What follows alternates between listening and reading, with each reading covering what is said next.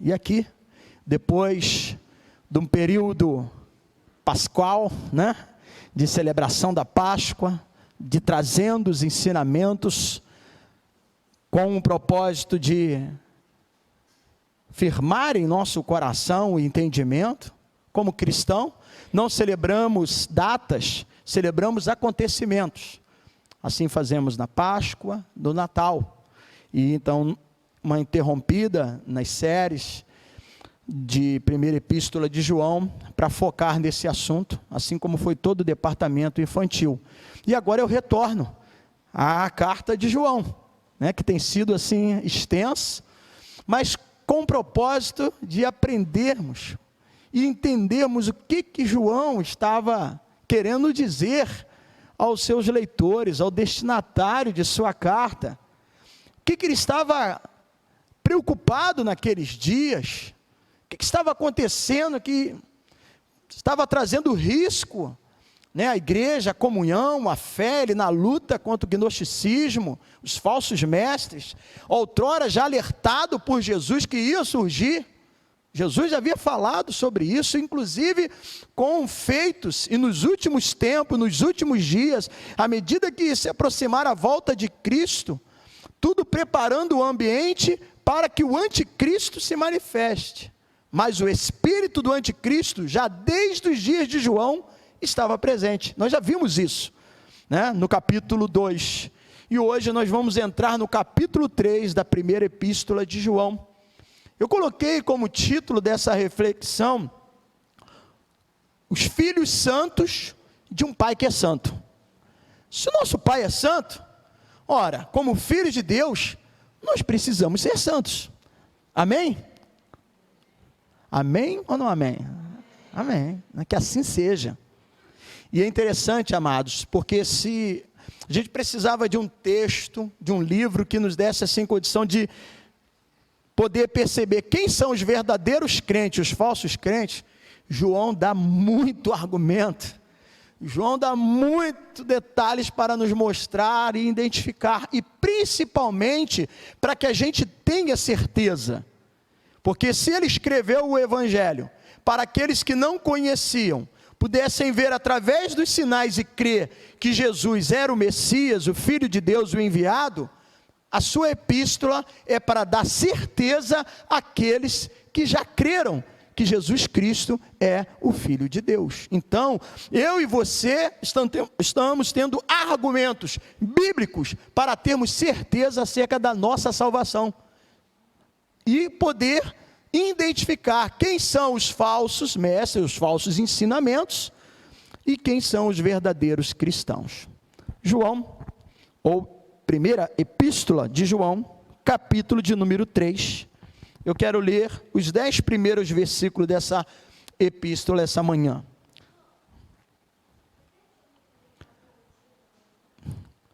Filhos santos de um pai que é santo.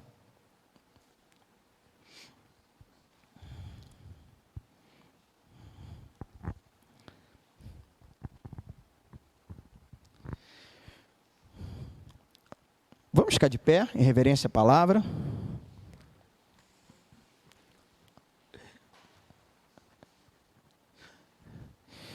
Primeira epístola de João, capítulo 3, do verso 1 ao verso 10. Diz assim: vede que grande amor nos tem concedido o Pai, a ponto de sermos chamados filhos de Deus, e de fato somos filhos de Deus. Por essa razão, o mundo não nos conhece, porquanto não conheceu a Ele mesmo. Amados, agora somos filhos de Deus, e ainda não se manifestou o que haveremos de ser. Sabemos que quando Ele, ou seja, Jesus, se manifestar, seremos semelhantes a Ele, porque haveremos de vê-lo como Ele é. E assim mesmo se purifica todo que nele tem essa esperança, assim como ele é puro. Todo aquele que pratica o pecado também transgride a lei, porque o pecado é a transgressão da lei.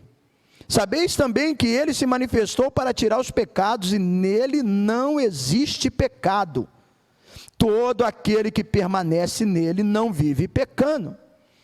Todo aquele que vive pecando, preste atenção, não o viu nem o conheceu. Verso 7, filhinhos, né? Aquele jeitão de João, de um pai amoroso, caridoso, né?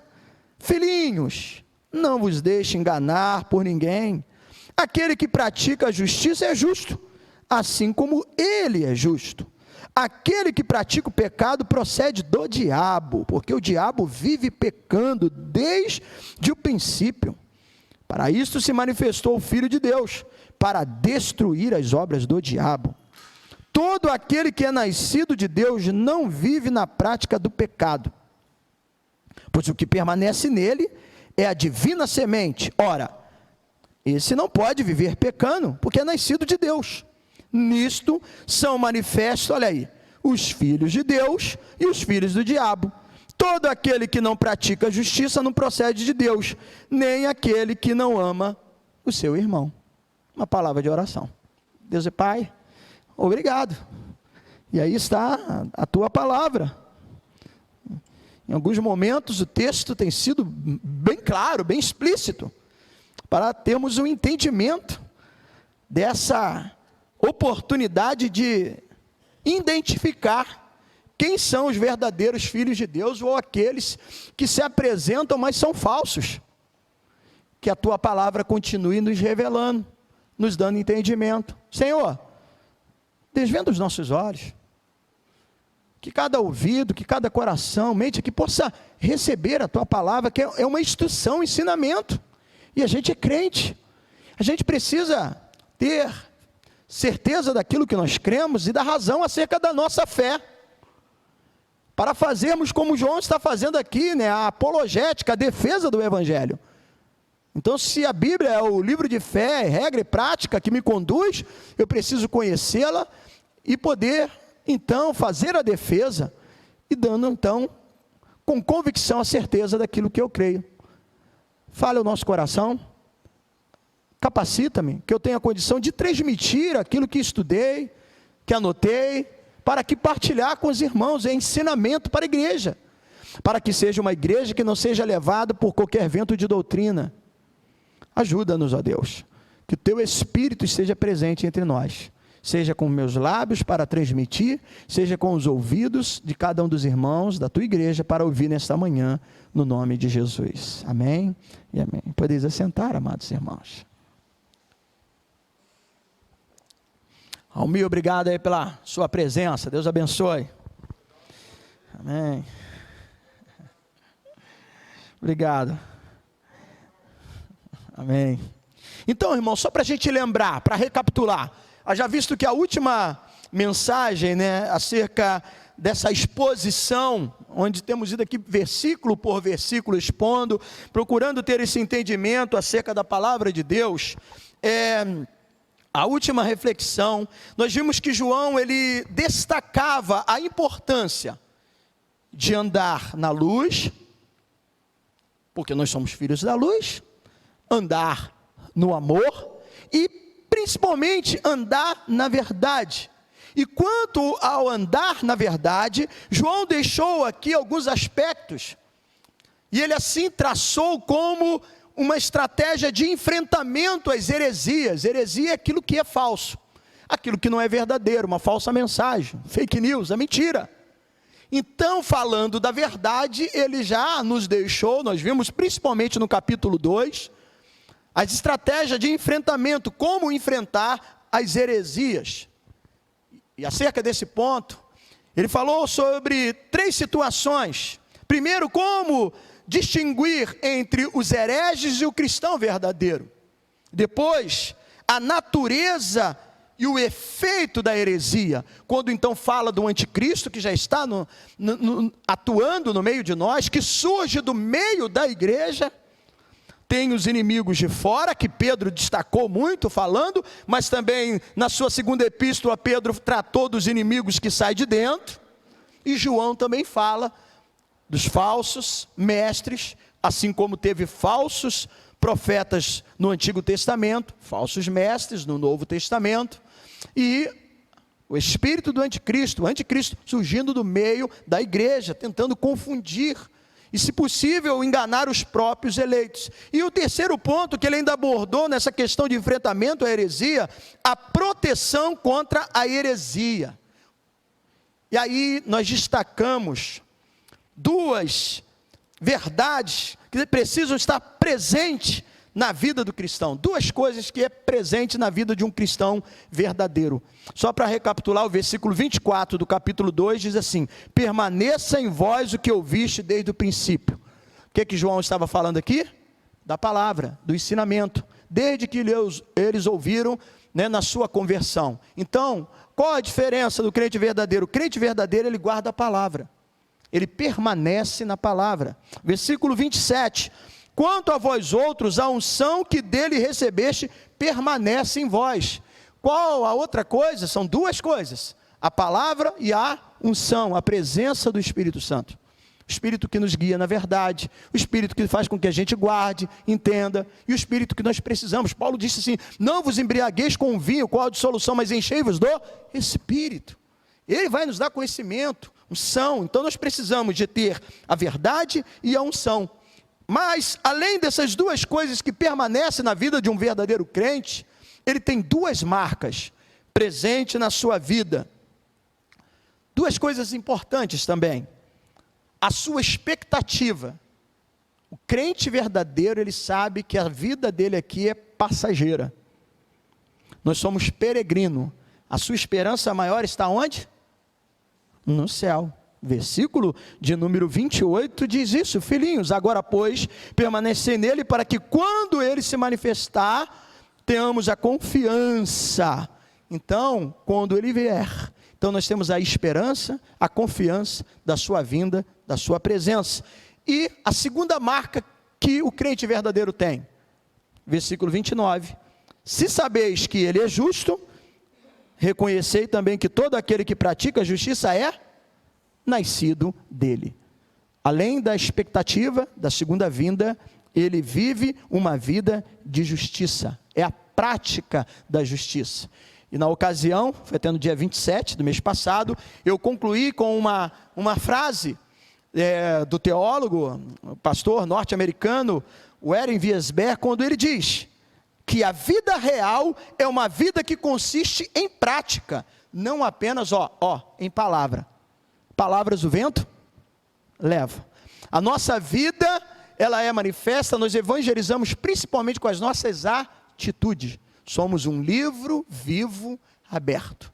A maneira como eu procedo, nas mais diversas situações, enfrentamentos da vida, é que vai dizer se verdadeiramente eu sou um cristão. Então, o Warren Wiersbe, ele disse que a vida real é uma vida que consiste em prática, não apenas em palavra. E para não ficar apenas na voz do teólogo norte-americano e pastor, então vamos ao que a Bíblia diz, o que o apóstolo Paulo escreveu e está registrado, não precisa abrir, no capítulo 5 da sua carta aos Efésios, versículo 1, sede, pois, imitadores de Deus como filhos amados. Por isso que eu disse, filhos santos de um pai que é santo, porque nós imitamos o nosso pai. Sede, pois, imitadores de Deus, como filhos amados. E hoje, no capítulo 3, agora sim, no texto que nós lemos essa manhã, João, ele continua refutando o falso ensinamento. Ele continua combatendo a falsa doutrina, a falsa mensagem. E ele então emprega 3 argumentos irresistíveis para combater as heresias ou os falsos ensinamentos. E ao mesmo tempo, ele aproveita para fincar estaca de uma verdadeira vida cristã. Assim como ele trabalhou, a tríade da prova ou da conduta. Quantos se lembram? As 3 provas, nós já falamos sobre isso. Teve a prova moral, a prova social e a prova da doutrina. Agora, nesse capítulo, nós vamos ver a tríade do argumento. O argumento moral, do versículo 1 ao versículo 10, o argumento social, do verso 11 até o versículo 18, e por fim, completando o capítulo 3, o argumento doutrinário. O primeiro argumento é o argumento moral, é o que nós vamos começar a ver nessa manhã, que fala primeiramente sobre o grande amor de Deus, o Pai. Apesar da nossa iniquidade, irmãos, apesar das nossas fraquezas, apesar da nossa falha, apesar da nossa pecaminosidade, esse amor que Deus concede, que é único, inigualável, como já foi cantado aqui, inigualável, não foi o que nós cantamos? Esse amor que não se compara, então esse amor que é concedido a cada um de nós, que é único, pois não é o que a nossa natureza corrompida merecia. Nós não somos merecedores, somos salvos pela graça. E também, amados irmãos, não é nem mesmo fruto de um pensamento, de palavras, de ações, que nos dá o direito de receber. Nós não fizemos por donde, nós não fizemos por merecer. É o amor de Deus, é a graça do nosso Senhor. Sendo assim, eu posso então afirmar diante desses argumentos e daquilo que nós vamos ver na palavra de Deus essa manhã, porque daqui a pouco nós vamos ler alguns textos, é a partir dele, a partir de Deus que vem esse amor, e assim entendemos que a motivação para uma vida pura, santa, sem pecado, começa nele. A motivação começa nele, porque partiu dele esse amor. E é pela contemplação do amor de Deus que somos desafiados a viver uma vida santa. Filhos santos de um Pai que é santo. Mas isso começa quem? Começa nele. Olha o que Paulo diz. Agora eu peço que você deixe marcado aí, João, 1 João, e vamos lá a Efésios, capítulo de número 1. Então nós estamos estudando a palavra, para termos certeza acerca da nossa fé, da salvação, e também para identificarmos os verdadeiros e os falsos crentes. Efésios capítulo 1, olha o que Paulo vai dizer. Eu estou aqui afirmando que a partir dele, esse amor, nós entendemos que a motivação para uma vida pura e santa vem de Deus. Efésios capítulo 1, versículo 3 a 6 diz assim: Bendito Deus e Pai de nosso Senhor Jesus Cristo, que nos tem abençoado com toda sorte de bênção espiritual nas regiões celestiais em Cristo. Verso 4. Assim como nos escolheu nele. Veja só, irmãos, antes da fundação do mundo, para sermos o quê? Santos, irrepreensíveis perante ele em amor, nos predestinou para ele, para a adoção de filhos, por meio de Jesus Cristo, segundo o beneplácito, nessa palavra aqui, né? Segundo o seu propósito, né? Segundo o beneplácito, o seu propósito de sua vontade. Verso 6, para louvor da glória e de sua graça, que ele nos concedeu gratuitamente no amado. Então veja, o amor de Deus, tudo começou, a salvação iniciou nele, a sua salvação iniciou em Deus, no amor dele, antes da fundação do mundo. Então ele nos escolheu, nos predestinou. Aí Paulo, na sua segunda epístola a Coríntios, você está em Efésios, você volta um pouquinho, só passar o dedo aí, mas passa rápido não, que senão você vai passar demais. Segunda epístola de Paulo aos Coríntios. Então vimos que o amor de Deus deu início à salvação.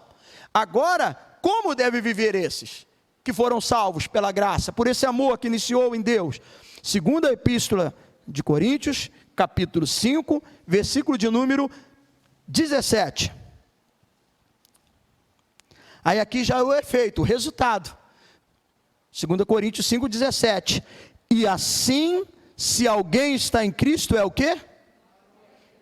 As coisas antigas já, eis que se fizeram novas. Então, o amor de Deus iniciou a salvação. Agora, nós somos uma nova criatura.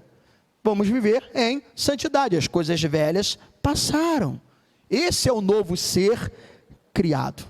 Aí João vai destacar aqui 3 sublimes verdades dentro desse amor de Deus. Primeiro, o amor de Deus precisa ser percebido. Voltemos lá ao texto de origem, 1 João capítulo 3.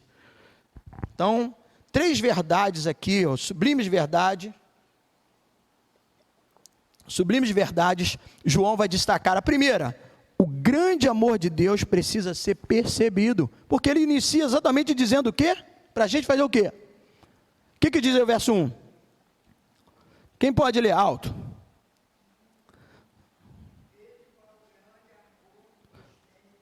Concedido o Pai, vede. Algumas versões vai dizer assim, vejam, com grande amor. Então, em primeiro lugar, o grande amor de Deus precisa ser percebido. João aqui, ele chama a atenção dos seus leitores, dos destinatários da sua carta, e eu posso dizer para nós hoje, porque o apóstolo Paulo, quando escreve a Timóteo, ele diz que toda a escritura, ela é o quê? Ela é útil para o ensino, para a correção, para a repreensão, para a educação na justiça. Então, João, muito mais do que os seus leitores, naqueles dias, ele chama a atenção de todos os crentes, em todas as épocas, como no dia de hoje, a minha e a sua atenção, ele chama os crentes para olharem, avaliarem, vejam com grande amor do Deus e Pai, avalie esse grande amor, a grandeza do amor do nosso Pai, amor eterno, imenso, sacrificial, ao ponto dele entregar o seu filho para morrer na cruz por nós. Esse amor sacrificial, como? Que amor é esse? Não há como medir, né? A extensão, a profundidade, a grandeza desse amor. Eu lembro que, épocas de EBF, né? Aí tinha um corinho. Vou ver se eu lembro do corinho, né? Porque faz também bastante tempo, já faz aí já uns 35 anos que eu participava, 36, mais até. Aí falava assim, o amor de Jesus é maravilhoso, o amor de Jesus é maravilhoso, alto é, intransponível, profundo também, mas acessível a sua extensão, é incomparável, Senhor. Grande amor, as crianças faziam paparapapá, né? Então, um amor sublime, um amor imenso, um amor explícito, ativo, íntimo, altruísta. O Senhor nos amou sem qualquer interesse, nós não tínhamos nada para oferecer a Ele, mas Ele nos amou. Então, é um elo que une aquele que dá, que é Deus.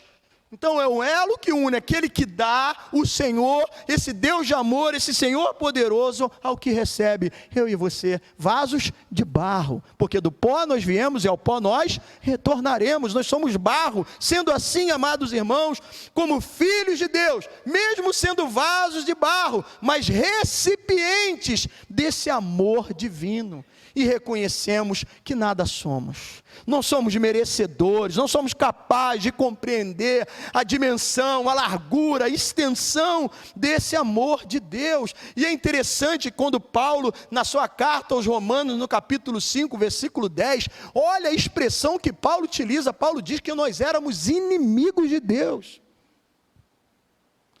Nós éramos inimigos e Deus nos fez filho. Irmão, isso é maravilhoso. Nós éramos inimigos, Deus fez desses inimigos, por intermédio do sacrifício de Jesus Cristo na cruz, filhos dele.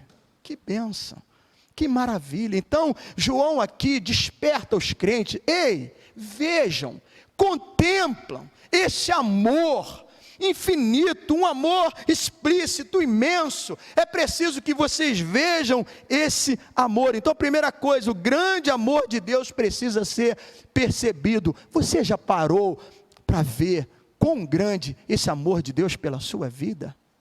Você já avaliou que nós, se você tiver dificuldade de falar de você, eu vou falar de mim, que eu não sou merecedor, eu, pecador, falho.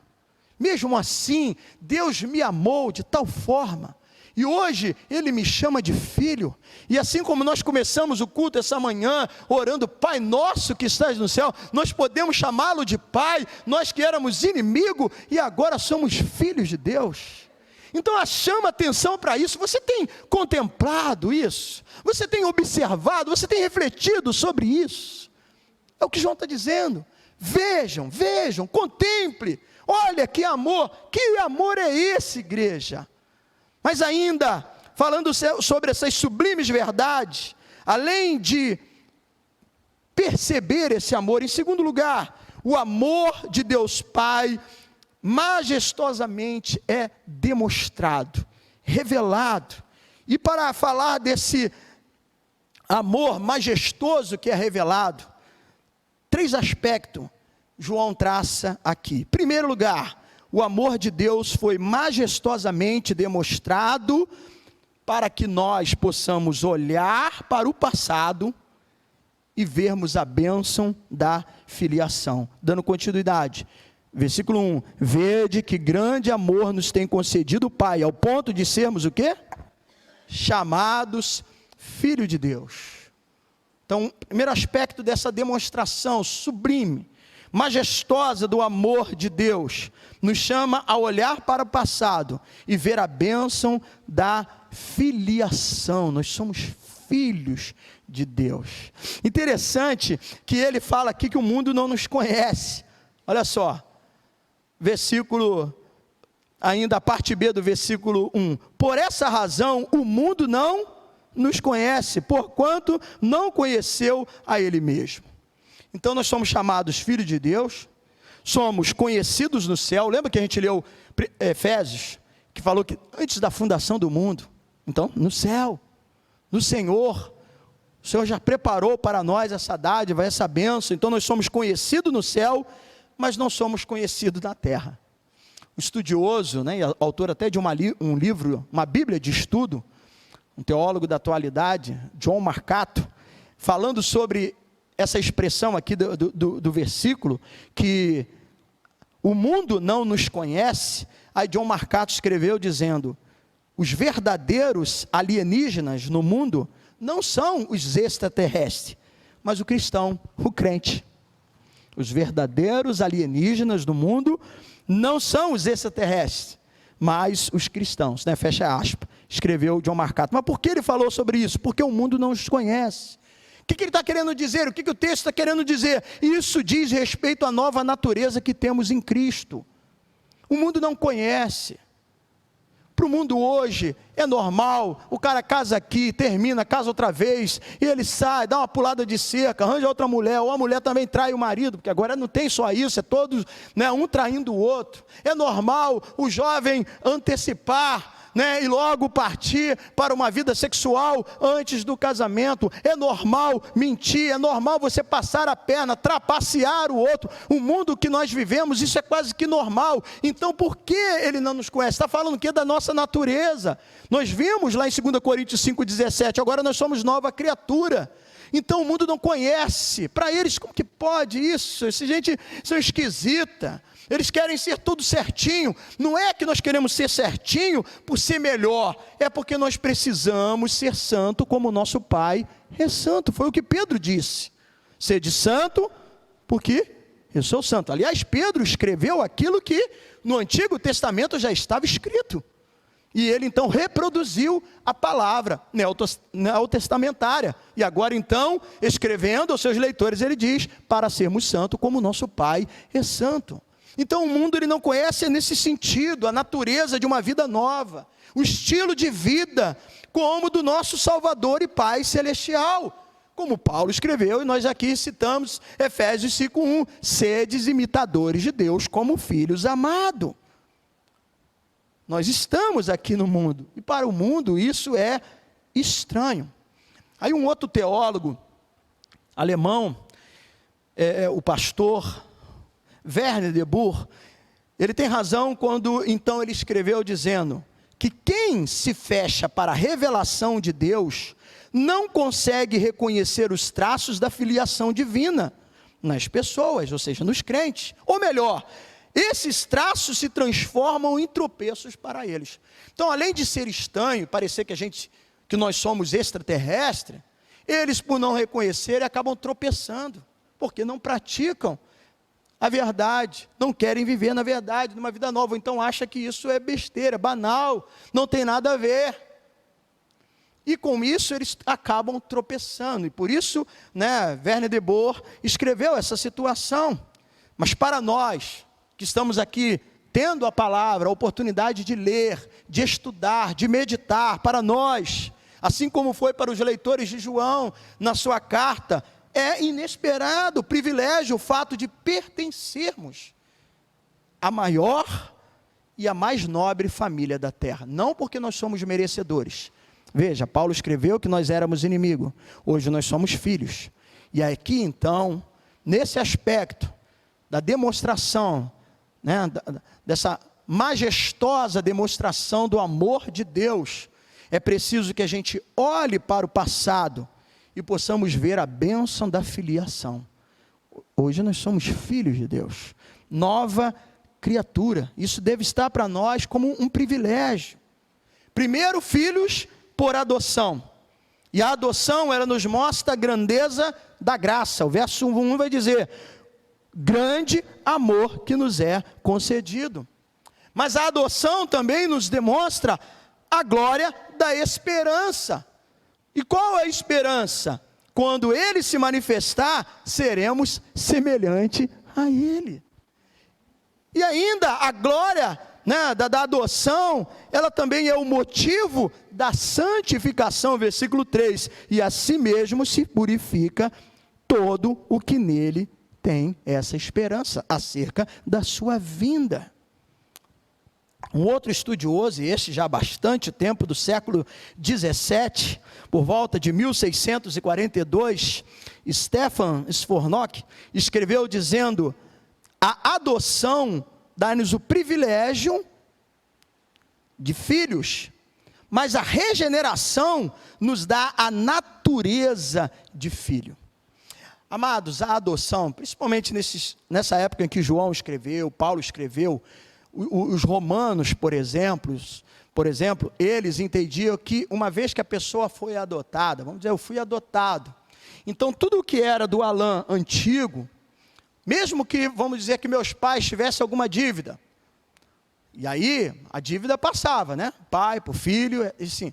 Mas se eu fosse adotado por uma outra pessoa, e essa pessoa tivesse uma herança, agora eu não sou mais o Alain que devo, filho daquele pai que devia. Agora eu sou o Alain que tenho direito à herança, aos bens desse novo pai que me adotou. Então olha só que maravilha, quando aqui a Bíblia fala sobre a adoção, nós nos tornamos herdeiro. A antiga vida, né, do adotado, ela é completamente cancelada. E agora nós somos o quê? Uma nova pessoa. Então, os romanos, eles tinham esse entendimento. E olha o que o apóstolo Paulo escreve à igreja em Roma.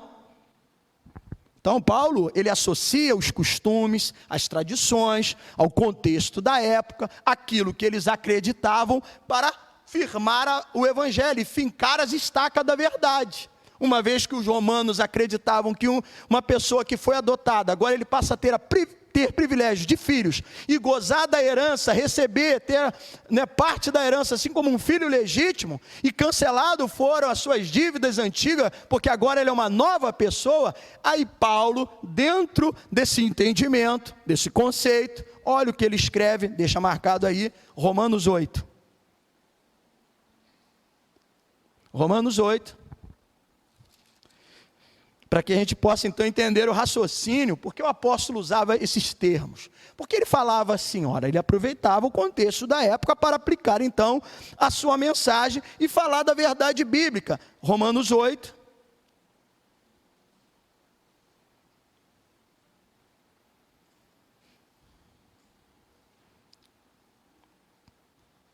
versículo 14, 8:14, vamos ler até o 17, aí a gente vai entender o que nós herdamos, como filhos que fomos adotados. Pois todos, Romanos 8:14, pois todos os que são guiados pelo Espírito de Deus são filhos de Deus, porque não recebeste o espírito de escravidão para viverdes outra vez atemorizados, mas recebeste o espírito de adoção. Paulo está falando, né? A linguagem que os romanos entendiam, o espírito de adoção, baseado na qual clamamos Abba Pai, ou Paizinho querido. O próprio Espírito testifica com o nosso espírito que nós somos o quê? Filhos. Aí vem a promessa, vem a herança. Ora, verso 17, se somos filhos, somos também o quê? Herdeiros. Herdeiros de quem? De Deus, e co-herdeiros com Cristo. Amém, irmãos? Então, olha só, a bênção, né, da adoção, esses benefícios, além da graça, desse grande amor, né, a glória da esperança, onde seremos semelhantes a eles, e também aqui a importância da promessa, como filhos adotados, herdeiros, co-herdeiros com o Senhor.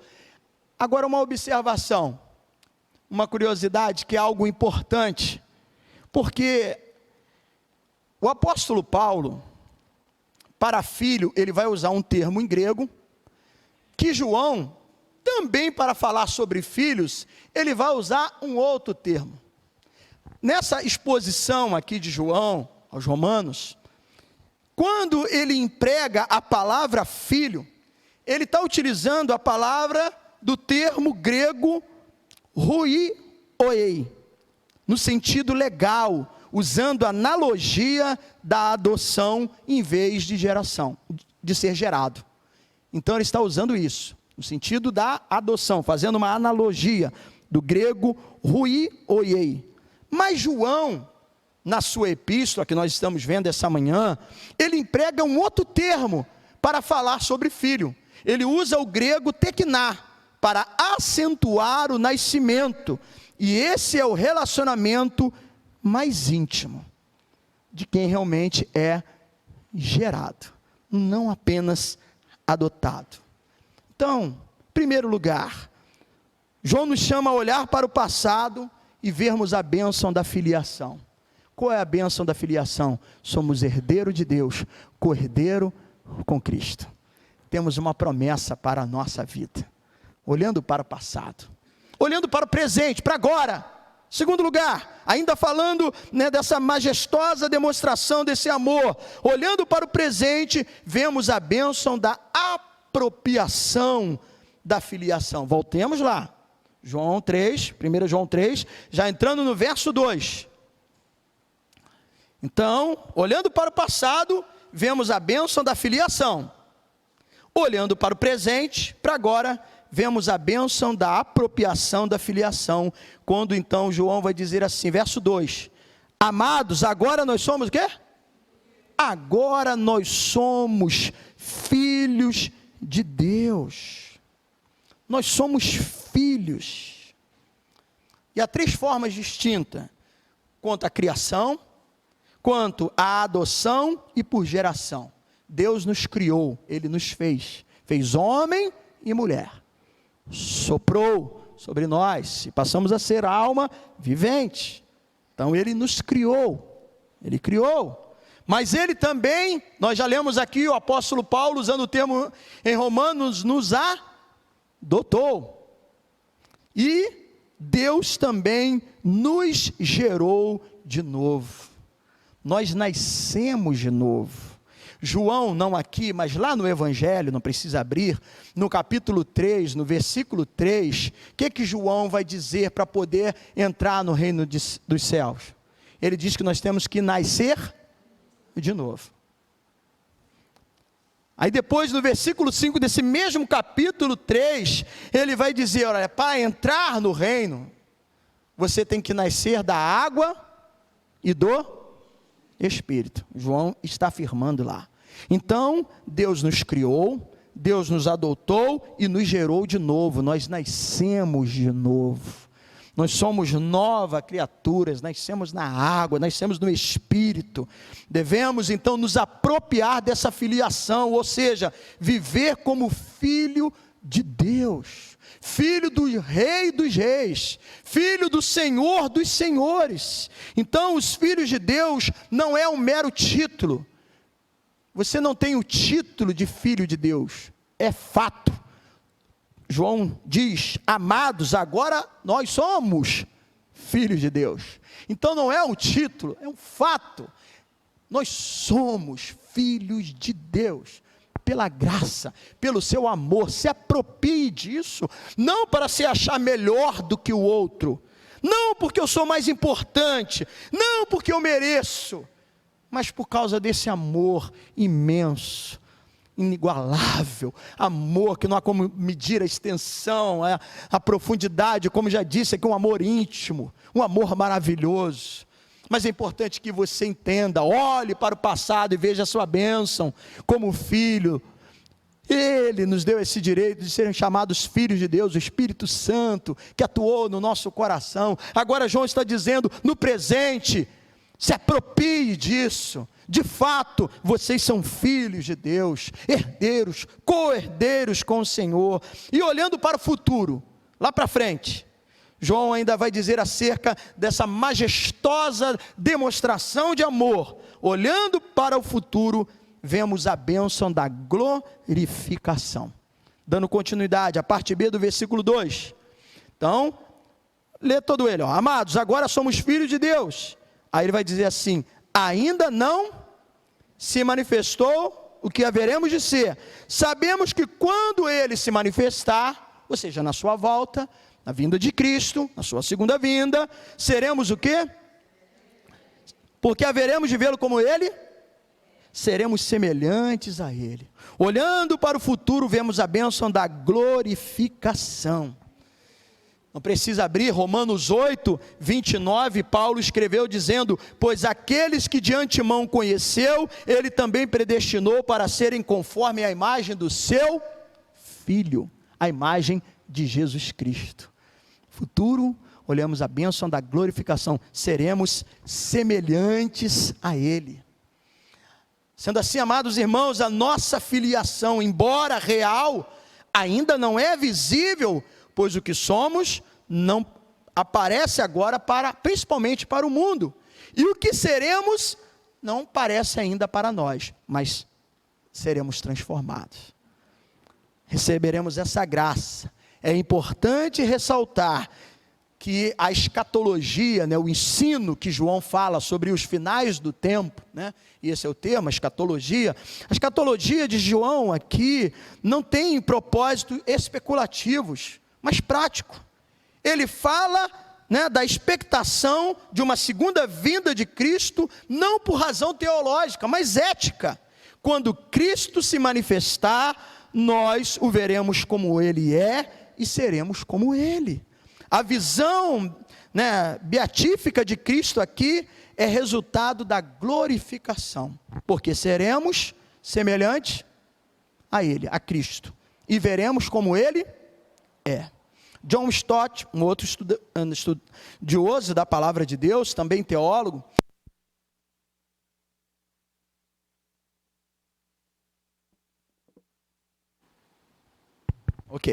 então John Stott ele afirma, duas revelações de Cristo, duas revelações nós podemos ver aqui, e no futuro nós iremos então contemplar, vemos naquilo que nós acabamos de ler, e no futuro iremos contemplar, e receber os efeitos na nossa própria vida, duas revelações, a de Cristo e do nosso estado final, elas serão feitas simultaneamente, diz John Stott.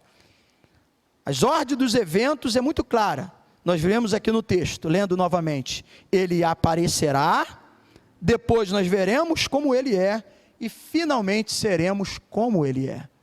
Então, olhe para o futuro, e já enxergue a bênção da glorificação. João está dizendo que nós seremos como ele, é semelhante, eu não estou falando na questão da divindade, nós não seremos Deus, tá? Semelhante a ele, nosso corpo será transformado. Isso daqui é pó, do pó nós viemos, ao pó nós retornaremos, mas nós seremos transformados, semelhante a ele. Eu olho para o passado, vejo a bênção da filiação, sou agora um herdeiro. Eu olho para o presente, eu me aproprio, porque o texto diz que nós somos, então não é um título, é fato. Nós somos, eu sou, você é filho de Deus, e eu olho para o futuro, e já pensando que um dia serei transformado, irei vê-lo como ele é, e serei como ele. Amados, que grande amor, que coisa maravilhosa, que bênção que a palavra de Deus está aqui, nos revelando, e trazendo ao nosso coração, que coisa maravilhosa. Então nós, dentro desse aspecto, aí agora a terceira, para encerrar nessa manhã, sublime verdade. Então nós já vimos que o amor de Deus precisa ser percebido, em primeiro lugar, veja, contemple. O amor de Deus foi majestosamente demonstrado, onde vimos esses 3 aspectos, olhando para o passado, presente, no futuro. E em terceiro, o amor de Deus deve ser correspondido. É o que diz o versículo 3. 1 João 3:3. E a si mesmo se purifica todo o que nele tem essa esperança, ou seja, a esperança da sua volta, assim como ele é puro. Então, em terceiro lugar, o grande amor de Deus deve ser correspondido. O apóstolo João aqui não roga nem ordena aos filhos de Deus que se purifique. Ele está declarando, é um fato. Aqueles que aguardam a segunda vinda de Cristo, automática e necessariamente purifica-se. Por quê? Assim como ele é puro. Então, amados, o crente, o salvo, o escolhido por Deus, a boa árvore, naturalmente produz bons frutos. Então, por isso que João aqui não está fazendo um apelo, rogando, por favor, viva em santidade. Não, ele está dizendo, é um fato. Quem aguarda a segunda volta, quem aguarda com expectativa, é um cidadão do céu já. Ele é de fato um filho de Deus e por isso ele procura viver uma vida santa. Porque ele é imitador do Senhor. Filhos santos de um pai que é santo.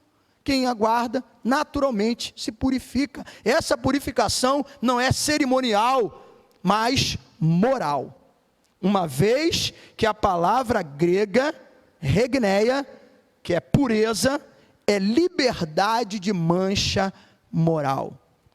Então, seremos semelhantes a ele.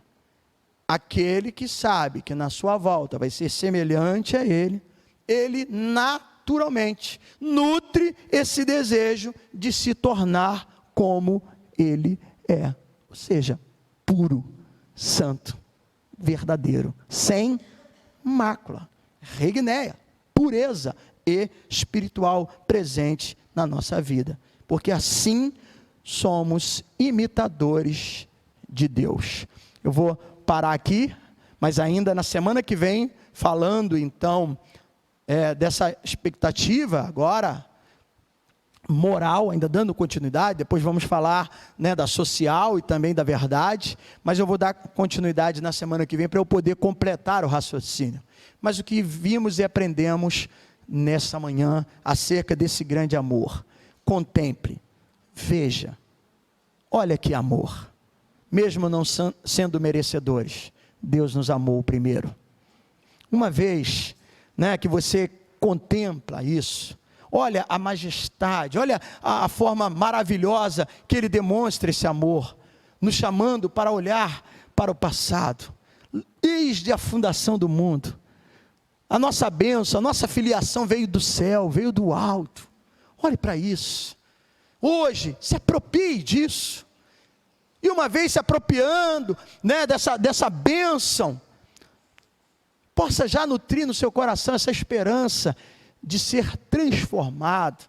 Porque isso daqui, amados, é carne, é podridão. Mas, olha a bênção lá em Apocalipse. Eu gosto muito de usar Apocalipse 14:13 nos velórios. Bem-aventurados os mortos que desde agora morrem no Senhor. Sim, diz o Espírito. Porque eles deixam, as suas obras o acompanham, mas ele descansa do seu fardo. Por isso que ele é um bem-aventurado. Bem-aventurados os mortos que desde agora morrem no Senhor. Porque Jesus ele disse, aquele que crê em mim, ainda que morra, viverá. Então nós seremos transformados. Então nós devemos nutrir essa esperança. E quem aguarda com expectativa a sua segunda vinda, a vinda de Jesus, e será semelhante a Ele, já procura imitá-lo hoje. Já nutre hoje esse desejo de ser puro. Então, esse é o argumento moral que começamos. Na semana que vem a gente vai dar continuidade aqui do versículo 3, eu espero ir até o versículo 10, para que você possa ter esse entendimento desse amor maravilhoso de Deus por nós. Que Deus te abençoe. Que o Espírito Santo fale melhor ao seu coração, e que a gente tenha esse entendimento da verdade da palavra de Deus. Curve a sua cabeça. Deus e Pai, obrigado, Senhor, pela porção da tua palavra essa manhã, porque ela vai nos dando entendimento e garantindo, para que a gente possa defender a nossa fé e ter certeza da salvação, do amor de Deus, e essa alegria de hoje poder dizer que somos filhos. Tu conhece o meu coração, tu conhece o coração de cada um que está aqui nessa manhã. Se há alguma dúvida, que caia por terra agora, e que a mente seja então tocada, transformada. Paulo diz: transformai-vos com a renovação da vossa mente, que essa mente seja renovada pelo poder da tua palavra, e cada um que está aqui possa ver isso. Eu era inimigo, e hoje eu sou filho, por amor de Deus, e por ser filho, eu tenho uma herança celestial.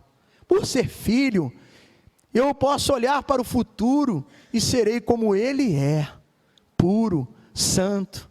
Se eu já tenho essa expectativa, hoje eu preciso assim viver, ainda que o mundo não entenda isso, ainda que o mundo não compreenda, e às vezes vai nos achar até extraterrestre. Que é isso, em pleno século 21, na era pós-moderna, essas pessoas querem viver assim, acham que pode ser assim, e acha estranho. Por quê?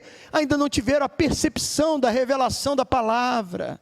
Espírito Santo de Deus revela, transmite a mente, o coração de cada um de nós aqui, para compreendermos a verdade da palavra de Deus, e assim termos paz em nosso coração.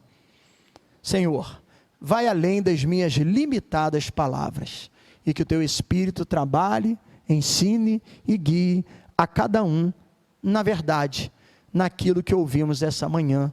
A tua palavra é a verdade. Muito obrigado a Deus. Amém e amém. Louvado seja Deus. Vamos estar orando, pelo irmão César, que está muito gripado, foi para o hospital, vamos interceder. É o César da Marisa? Vamos orar. Lembrando que hoje também, logo mais, às 17h30, tem reunião para os introdutores. É importante, a sua presença.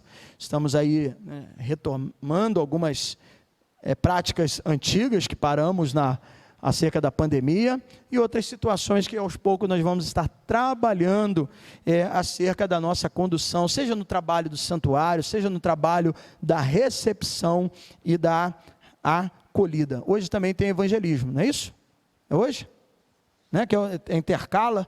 Aí, mês que vem tem 5 domingos, então são coisas que a gente tem que estar lembrando, pontuando, viu, Tayane? Sempre coloca aqui para mim, porque confunde. Eu já estava pensando que ainda ia ter mais um domingo, nesse mês, mas não, já domingo que vem é o primeiro domingo.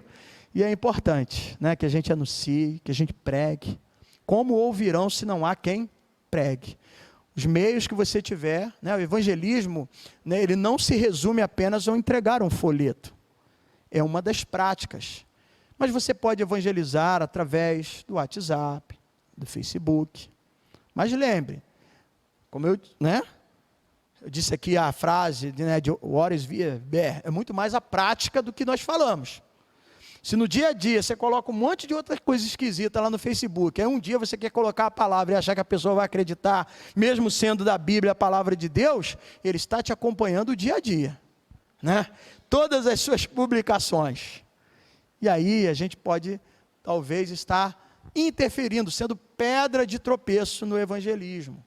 Então há várias maneiras, e uma delas, o que os irmãos têm feito, saído de rua em rua, Tenho falado com a Tayane para a gente trabalhar as estratégias, da gente poder ver uma tenda, de repente num desses domingos, montar a árvore da vida, com ali bilhete, chamando a pessoa: olha, pega aqui uma florzinha, aqui, ou uma folha desta árvore, se você desejar uma oração, nós estamos aqui, para que a gente possa estar envolvendo. E você, igreja, ide, não é para o departamento do evangelismo, não tem departamento do evangelismo, o ide é para todos. Todos nós devemos fazer isso, seja no trabalho do evangelismo na rua, de folheto, seja no seu trabalho, no dia a dia, na escola, quanto aluno, que ali possamos testemunhar e convidar. Convide alguém para estar logo mais no culto, sente do lado dela, recepcione. Apresente, pastor, que eu trouxe um amigo, eu trouxe aqui um colega, eu trouxe aqui um parente, né? Chame ele, apresenta, para que a gente possa fazer uma oração. Então, sempre no final do culto, eu estou aqui, o pastor pode orar por ele? Posso sim, vamos, isso é importante. No domingo passado aqui, o envolvimento da programação da Páscoa, nós tivemos aqui vários visitantes, né? Como eu disse, uma criança conseguiu trazer 5 famílias, 10 pessoas, olha só. Então, a gente precisa se mobilizar, né, para trazer pessoas para a casa de Deus. Diácono Claudeci, pega um exemplar desse do Novo Testamento, entrega aqui para o nosso vizinho, né, que esteve aqui na semana passada, hoje veio também, o Almir, né? Obrigado, Almir, aqui, ó, isso daqui é para, não é a Bíblia toda, Almir, mas pelo menos o Novo Testamento, Salmos e Provérbios, para você ali nas horas da noite, de manhã, ler parte da palavra de Deus, tá bom? Deus te abençoe. Vamos ficar de pé, reforçando 5h30, né, 17h30, reunião com os introdutores, vamos orar aqui, traga os pedidos de oração, eu vi que tem o sexto lá, né, vamos, né, retornar às velhas práticas, da gente interceder pelos pedidos, e você pode, ali atrás sempre tem um papel, uma caneta, você pode escrever o seu nome, a família, um motivo específico, e a gente vai estar orando, no final do culto, tá ok? Então, pois não.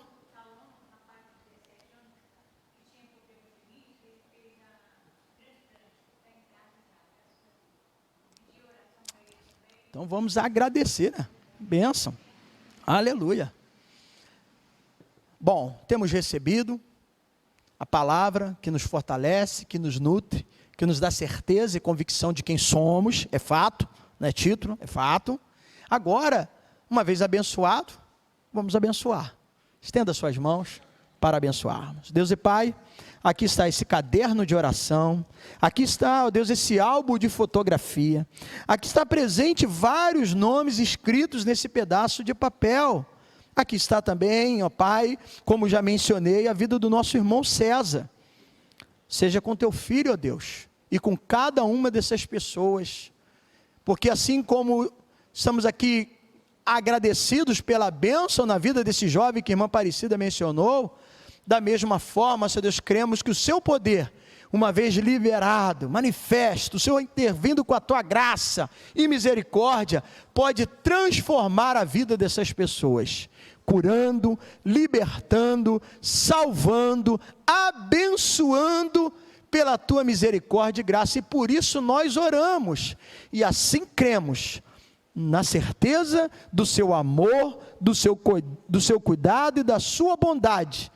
Oramos e entregamos nas suas mãos cada um desses pedidos, para que o Senhor, na sua misericórdia, cure, sare, liberte, restaure, traga a paz a essas pessoas, no nome de Jesus.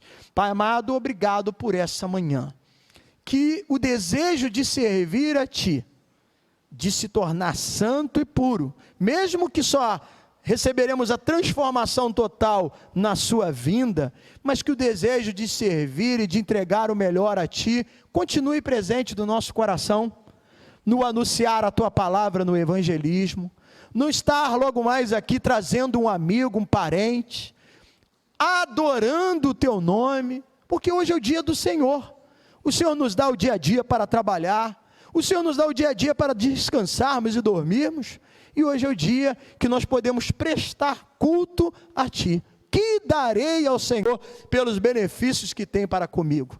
Que a sede, que a alegria, que o desejo de estar aqui não seja substituído por qualquer outra coisa, distração, um jogo de futebol, uma programação na televisão.